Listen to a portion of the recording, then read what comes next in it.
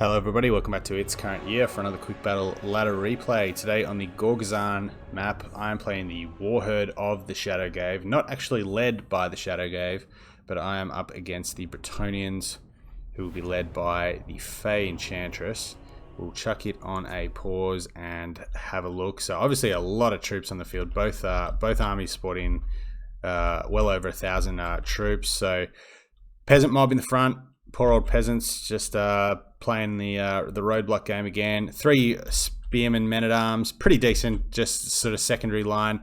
Wardens of Holy Wardens of Lamaisenthal, which is really cool. So flaming and magical attacks, decent weapon strength, frenzied. Can be a little bit squishy. Obviously don't have great melee defense, and obviously not a lot of armor, and they don't have the shield block chance that the regular pilgrims have. So yeah, pretty you know, some pretty good targets for them, battle pilgrims in this matchup. 2 units of pox arrows. No, just one.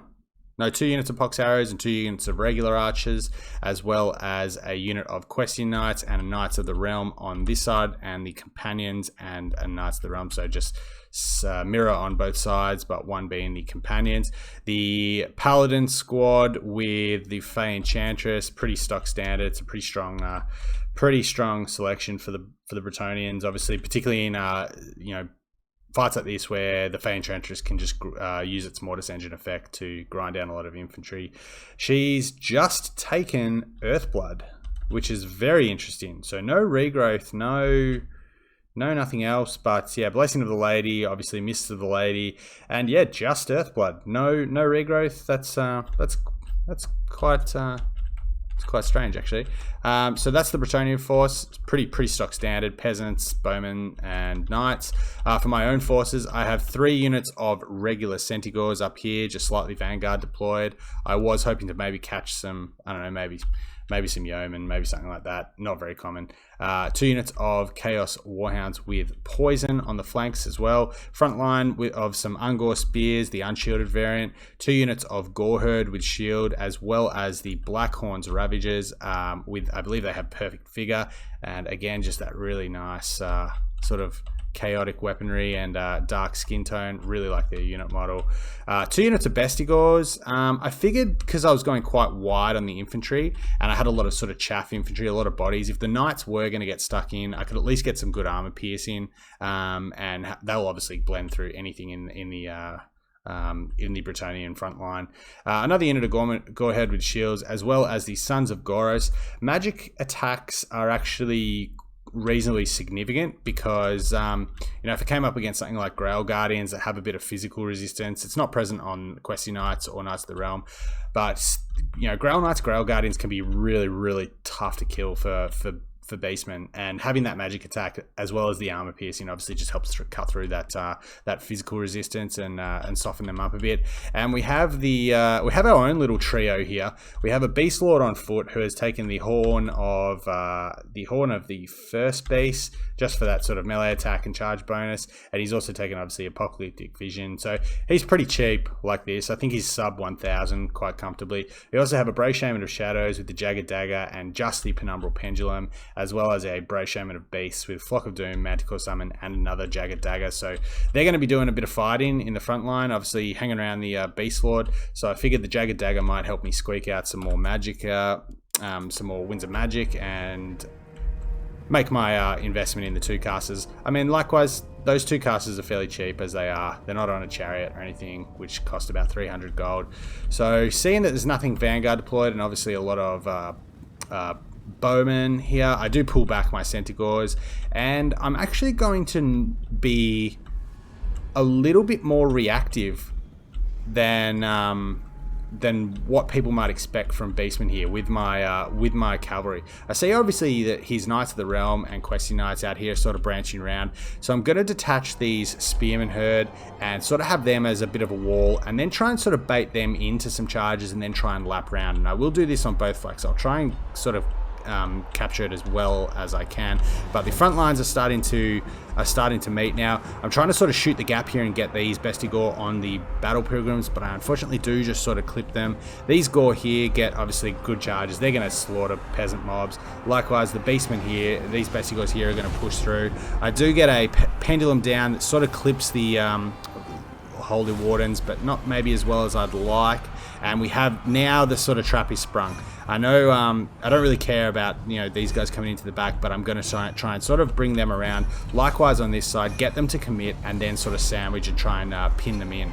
The pox archers are causing a bit of problems, and we see here, I see a gap here and I decide to take it with both these units of Centigors, push through, get the archers offline. If it costs me maybe a unit of hounds or something like this here, the Sons of Goros obviously with the poisoned warhounds are going to beat these Knights of the Realm despite their anti-large. And even on this side, I'm pinning the companions in between the Bestigor and the Ungor spearmen with and just trying to get as much damage into them as possible. And you see, my Centigors here are making quick work of the peasant archers. Some of my Ungor spears are starting to rout, but I'm pushing through quite nicely with the rest of my force, and even though I've taken a bit of damage on this Brave Shaman with Shadows, he has used a Penumbral Pendulum, so he's got some kills at least. And this unit of Knights of the Realm is pretty much out of the picture now, and you'll see the Sons of Goros start to make their way around the field. Likewise, seeing an option here just to try and pin these hounds in between the Centigors and the Poison Hounds, as we see a Manticore summon come down. The Beast Lord over here is joining the fight against the peasants, as these Bestigors are trying to I tried to make the most of this pin that I got just to get the armor-piercing damage in, as the Ungor Spearmen sort of screen out the peasants. I mean, as pathetic as Ungors are, they'll still beat peasants. My Shadowcaster has rallied, which is nice.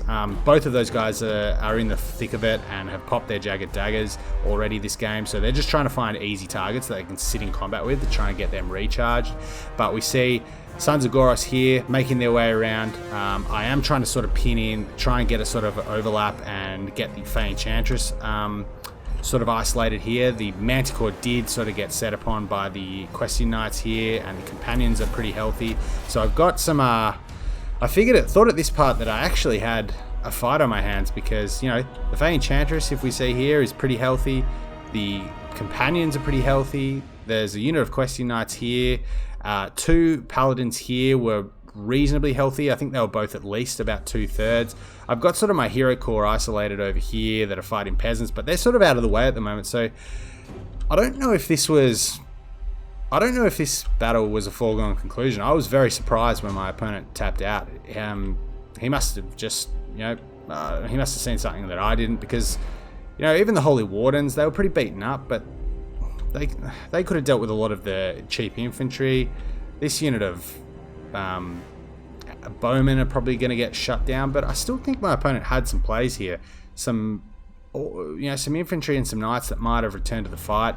And the double Paladin Fey Enchantress Goon Squad, as well as the companions, is actually really hard for the Beastmen to kill. So I was very surprised when my opponent tapped out here, but I did get some really nice engagements. And as I said at the start, I think people often sort of pigeonhole, the Beastmen as a faction that has to be on the front foot, always has to be making the play. But I was pretty confident in my infantry, to get the job done. Battle Pilgrims are going to beat basically everything I've got except my Bestigors, so I was sure to get them onto them. I got a Pendulum on the Holy Wardens, which really sort of, neutered their effect. I was confident of winning that, and so I was able to sort of, detach a couple of those spear units and set up a bit of bait with my Centigors, a bit of a trap to try and get them just to commit, so I could then shoot the gaps between the infantry fight and get on the peasant bowmen. And you saw how quickly those Centigors shattered those peasant bowmen. I mean, they just have no ability to stand up to anything that, a stiff breeze blows them over, and obviously a pretty decent charge bonus on these Centigors. So yeah, it was a bit of a patient waiting game. Like I said, I mean, that's a half health unit of Knights of the Realm, two pretty healthy units of Questing Knights, Fey Enchantress and the Paladins. If he'd got you know, an Earthblood down on that cluster there and been able to really get some hit points back on a number of units. I don't think my opponent was out of this at all. Obviously, it's, you know, my infantry. My infantry is pretty healthy. My infantry was still going strong, but I was quite separated. And if he had my heroes and some of my infantry separated from sort of a lot of my mobile threats, if he could have shut them down, I don't think he was out of this game. So yeah, as I said, I was surprised when he forfeited. But yeah, I thought it was a cool game just to highlight, you know, the fact that the Beastmen, I guess true to their name, can be you know, you lay the trap and you sort of suck the enemy cavalry in and you get into the back line. You can cause a lot of havoc. So yeah, don't always have to rush in. Sometimes you can be a little bit more patient. Cool to play and win without Morgur, and particularly playing his faction. But yeah, a couple of cheap casters. The reason I didn't put any of these guys on a chariot is basically because the mass of the questing knights can pin them in, and they all have a really poor armor and poor melee defense, and they just get worked down too quick. I'm not really concerned about chariots, you know, dealing with infantry in this matchup, because Bretonnian infantry is, you know, garbage. Have them on foot, make them get staggered, make them get knocked to the ground. They're actually a bit harder to kill. I've obviously got a massive infantry here that they can hide amongst. So yeah, figured that was just something different. So I guess a bit of a mirror here with a spellcaster being protected by 2 combat heroes and a combat lord being protected by 2 magic heroes here, but for the Beastmen. But yeah, cool game, and yeah, one I don't think was quite over when it ended, but cool game nonetheless. Thanks for checking it out, and we'll see you next time.